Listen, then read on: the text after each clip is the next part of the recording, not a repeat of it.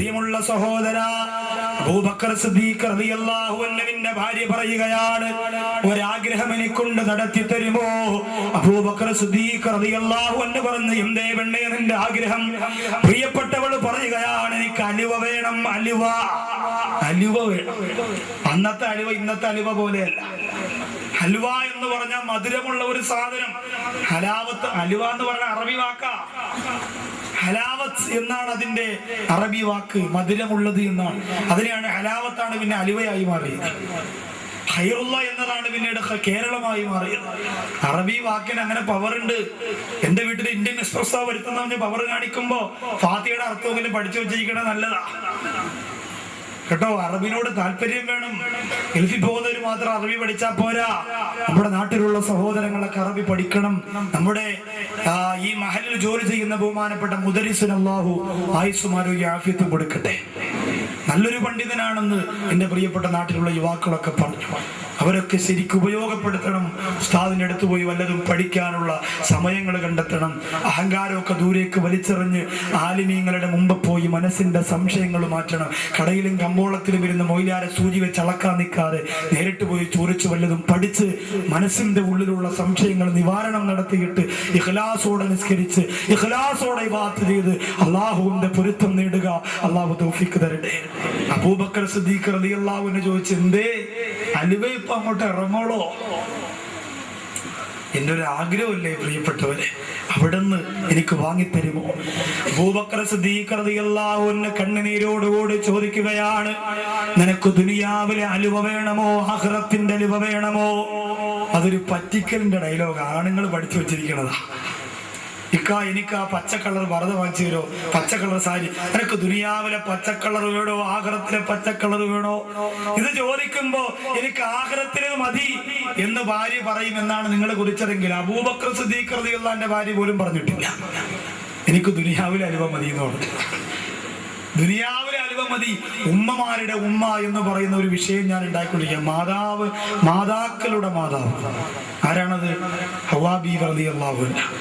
ഒരുപാട് ഗുണപാഠമുണ്ട് അവരുടെ ചരിത്രത്തിൽ, ഒരുപാട് ഗുണപാഠം. പ്രത്യേകിച്ച് സ്ത്രീകൾ ഇന്ന് അനുഭവിച്ചു കൊണ്ടിരിക്കുന്ന പല കാര്യങ്ങളുടെയും അടിസ്ഥാനപരമായ ചരിത്രം ഉറങ്ങിക്കിടക്കുന്നത് ഹവ്വാ ബീവി റളിയല്ലാഹു അൻഹയുടെ ചരിത്രത്തിലാണ്.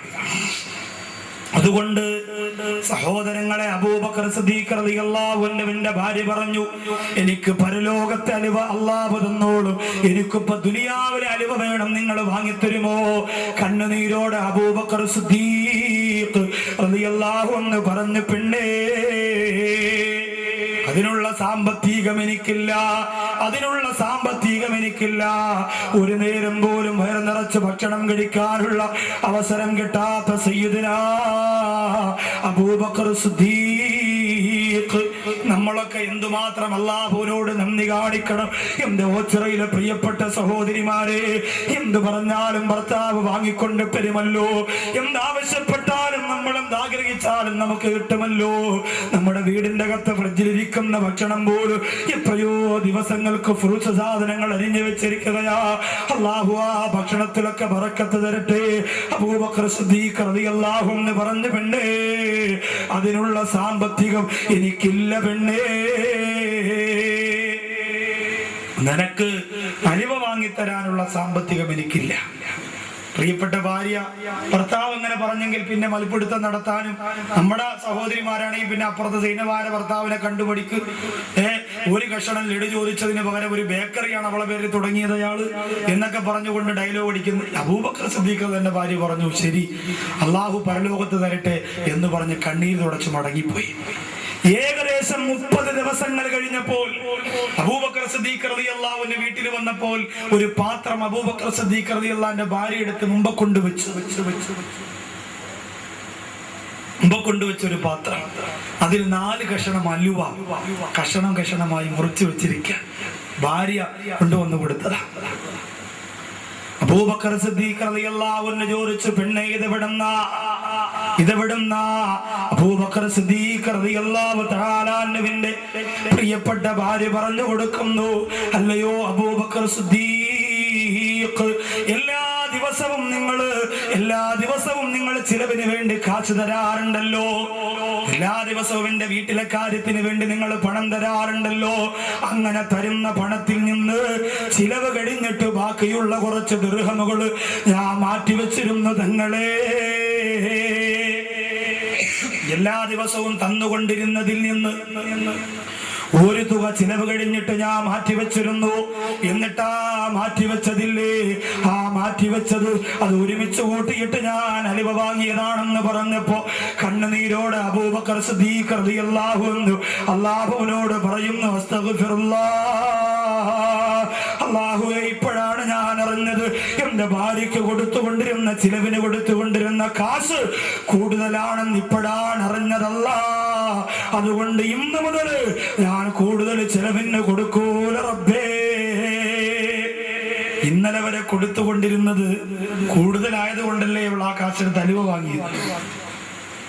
അതുകൊണ്ട് ഇന്ന് മുതൽ കൂടുതൽ ഞാൻ കൊടുക്കൂല, അവൾ എടുത്തു മാറ്റിയ കാശ് കുറച്ചിട്ടേ ഞാൻ കൊടുക്കുള്ളൂ എന്ന് സയ്യിദുനാ അബൂബക്കർ സിദ്ദീഖ് റളിയല്ലാഹു അൻഹു.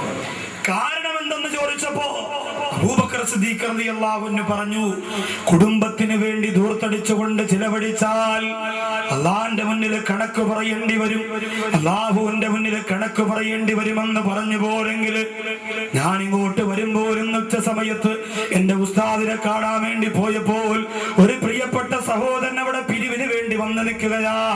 പൊന്നുമോളുടെ കല്യാണം കഴിഞ്ഞിട്ട് 4 വർഷമായി. മോളും മരുമോനും ഒക്കെ സന്തോഷത്തോടെ ജീവിക്കുകയാ. സ്വർണ്ണക്കടക്കാരന് കൊടുക്കാൻ വേണ്ടി ഒരാളുടെ കയ്യിൽ നിന്ന് 75,000 രൂപ കടം വാങ്ങിയ പൈസ ഇതുവരെ കൊടുത്തിട്ടില്ല, ഒരു കാശ് പോലും കൊടുത്തിട്ടില്ല. അതുകൊണ്ട് ഉസ്താദേ, അതിനു വേണ്ടി വീടുകൾ തോറും പിരിവിന് വേണ്ടി ഇറങ്ങി നടക്കുകയാണെന്ന് പറഞ്ഞ് കണ്ണുനീരോടെ പിരിവിന് വന്നെങ്കിൽ 50 100 രൂപ എത്ര വീട്ടിൽ നിന്ന് കൊടുക്കുമ്പോഴാ 75,000 രൂപയാകുന്നത് സഹോദര. ആ പ്രിയപ്പെട്ട കൂട്ടുകാരൻ പറയുന്ന നിസ്കാരത്തഴമ്പുള്ള തലയിൽ കെട്ടുള്ള ആ പാവപ്പെട്ട മുസ്ലിം ഉപ്പ പറയുന്നു, ഉസ്താദ് എന്റെ പേടി എന്തെന്നറിയോ, കടക്കാരനായി ഞാൻ മരിച്ചു പോകുമോ എന്നാണ് എന്റെ പേടി. ഞാൻ ഇങ്ങനെ വയസ്സുകാലത്ത് യാത്ര ചെയ്ത് എവിടെയെങ്കിലും പോയി മറിഞ്ഞു വീണു പോയാൽ 75,000 രൂപ കൊടുക്കാനുള്ള കടക്കാരൻ വന്നിട്ട് എന്റെ മയ്യത്തിന് വില പറയുമോ, എന്റെ കബറടക്കം നടത്തണമെങ്കിൽ തരാനുള്ള കാശ് തരണമെന്ന് എന്റെ പ്രിയപ്പെട്ട മക്കളോട് കടക്കാര് വന്ന് അവരോട് വാശി പിടിക്കുമ്പോ എന്റെ അരുമ മക്കൾ എവിടെ പോകും ഉസ്താദ്? അതുകൊണ്ട് മരിക്കുന്നതിന് മുമ്പ് കടം തീരാ നിങ്ങൾ ദുആ ചെയ്യണമെന്ന് കണ്ണുനീരോടെ പറഞ്ഞു പോരെങ്കിൽ എന്റെ പ്രിയപ്പെട്ട സഹോദര, അബൂദാബിയിൽ കോഴിക്കോട് ജില്ലയുടെ ബഷീർ എന്ന് പറയുന്ന ഒരു സഹോദരൻ അവിടെ അപകടത്തിൽ മരണപ്പെടുമ്പോ 4 ലക്ഷം രൂപയുടെ കടബാധ്യതയുണ്ടായിരുന്നു. എങ്ങനാ തീർക്കുന്നത്? ഗൾഫുകാരന് ഒന്നും ചിന്തിക്കാതെ പണം ചെലവഴിക്കുമ്പോ പെട്ടെന്നൊരു രോഗം വന്നാൽ മരുന്നിന് പോലും കാശ് തികയാത്ത കാലഘട്ടമാണ്. അതുകൊണ്ട് അല്ലാഹുവേ, എംഎസിന്റെ പരിപാടിക്ക് വേണ്ടി പൊട്ടിക്കരഞ്ഞുകൊണ്ട് പാവപ്പെട്ടവരെ സഹായിക്കണമെന്നുള്ള നിയ്യത്തോട് ഈ സദസ്സിൽ വന്നിരിക്കുന്ന ഞങ്ങളാരെയും കടക്കാരാക്കി മരിപ്പിക്കല്ല അല്ലാഹ്. കടം തീർന്നുകൊണ്ട് മരിക്കണമെന്ന നിയ്യത്തോടെ ഇന്ന് നമുക്ക് ബക്കറ്റിലേക്ക് നമുക്ക് എല്ലാവർക്കും കൂടി ഒരുമിച്ചൊരു സ്വതക്ക. ഇതെന്തിനു വേണ്ടിയാ? പരിപാടിയുടെ ചിലവിലേക്ക്. എന്നിട്ട് ഇൻഷാ അല്ലാഹ് എന്റെ പ്രഭാഷണം നിർത്തുന്നതിന് മുമ്പ് എന്റെ പ്രിയപ്പെട്ട കൂട്ടുകാരോട് ഏറ്റവും അർഹതപ്പെട്ട പട്ടിണിപ്പാവങ്ങളായ ആരും സഹായിക്കാനില്ലാത്ത സാധുക്കൾക്ക് വേണ്ടിയിട്ട് സ്വർണം കൊടുക്കാനും പൈസ കൊടുക്കാനും കല്യാണത്തിന്റെ ഫുൾ ചെലവിലേക്ക് സുഭിക്ഷമായ ഭക്ഷണം അവരുടെ ബന്ധുക്കളെ വിളിച്ചു കൊണ്ടുവന്നു. ജൂൺ മാസത്തിൽ അൽഹംദുലില്ലാഹ് നടത്തുമ്പോ അതിനു വേണ്ടിയിട്ട് ഞാൻ സ്വതക്ക ചോദിക്കും. നല്ല മനസ്സോടെ ആ സമയത്ത് നിങ്ങൾ തരണം. ഇപ്പോഴത്തെ നമ്മുടെ നിയ്യത്ത് ഇൻഷാ അല്ലാഹ് കടക്കാരായി മരിക്കരുത് എന്ന നിയ്യത്താണ്. കടം ഇപ്പൊ ഇല്ലാത്തവർക്കും കടമല്ല തരാൻ കഴിവുള്ളവനാ. അത് പടച്ചോൻ അതിന് കഴിവുള്ളവനാ. എപ്പോഴാണ് തരുന്നതെന്ന് പറയാൻ കഴിയില്ല. അതുകൊണ്ട് 3 സലാത്ത് ചൊല്ലി ബക്കറ്റിലേക്ക് സ്വതക്ക ഇട്ടിട്ട് ബാക്കി വിഷയത്തിലേക്ക് ഇൻഷാ അല്ലാഹ് മടങ്ങി വരാം. സ്വല്ലല്ലാഹു അലാ മുഹമ്മദ് സ്വല്ലല്ലാഹു അലൈഹി വസല്ലം സ്വല്ലല്ലാഹു. ബന്ധമുള്ളവരാണ്. വീണ്ടും അല്ലാഹുവിന്റെ റസൂൽ പറയുന്നു, വഖരീബും മിനല്ലാഹ്. ജനങ്ങളോട് അടുത്തുപോയവര് മാത്രമല്ല, ജനങ്ങളോട് അടുത്തുപോയവർ അല്ലാഹുവിനോട് അടുക്കുന്നവരാണ്. വബഈദും മിനന്നാസ്. നാർ, അവർ നരകത്തിൽ നിന്ന് വിദൂരമാണ്. വഖരീബും മിനൽ ജന്ന, അവർ സ്വർഗ്ഗത്തോടടുത്തു പോയവരാണ്.